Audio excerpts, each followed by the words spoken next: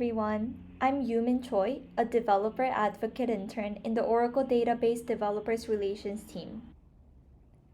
Today, I am going to present a working demo application for AI-powered public safety app, emergency console communication tool for government and organizations. This app is designed to assist emergency response teams and safety managers in handling critical situations efficiently. It leverages cutting-edge technologies including RAG, Retrieval-Augmented Generation, vector search, OCI AI Llama inference models, and Generative AI. For the full-stack development, I used Python for the backend, Streamlit for the front-end framework, Oracle 23 AI database for data storage and processing, and Jupyter Notebook for interacting with the generative AI models. This app facilitates interactions between admin users, such as 911 operators or safety managers, and general users involved in emergency situations. The goal is to enable rapid, informed decision-making to ensure the safety and well-being of all individuals. Here's the entity relationship diagram of our database. The primary tables are users, incidents, and incident details. The users table includes attributes like ID, name, user type, which specified whether the user is an admin or a general user.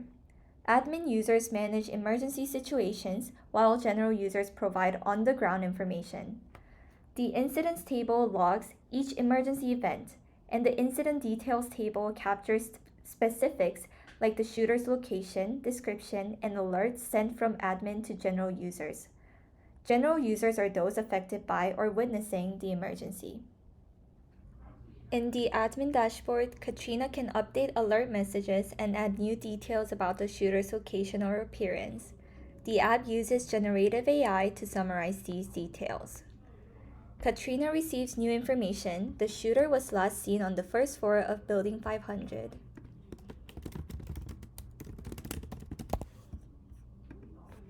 She saves it. Both the admin and general users' shooter's location table is updated. Admin users can see who reported the sighting, while general users can only see the time and description.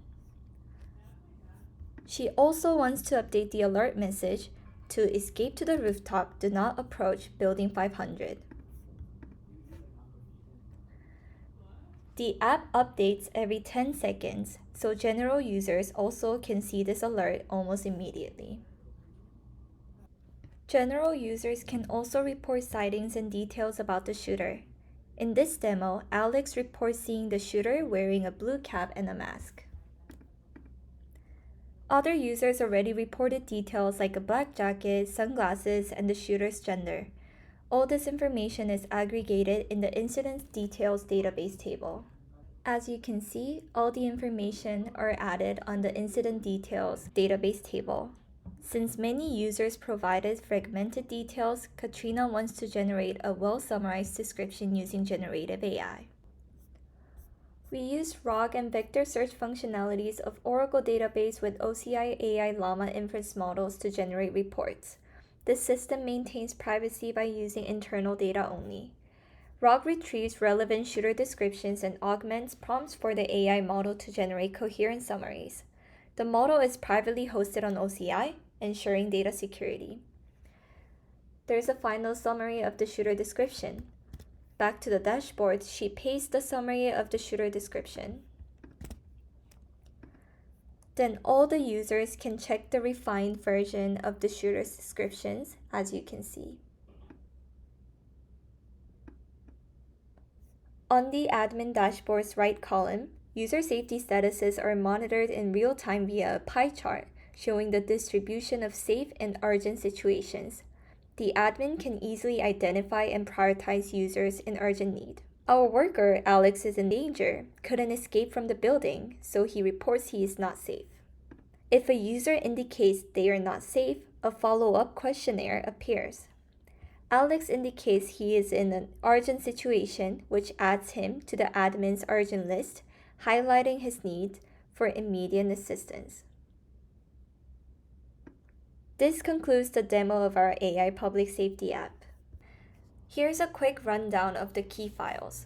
app.py is the main file. It checks if the user is in a session state and directs them to the appropriate page, either the dashboard or the login or register page. Common.py file defines most of the functions for creating, updating, and retrieving information.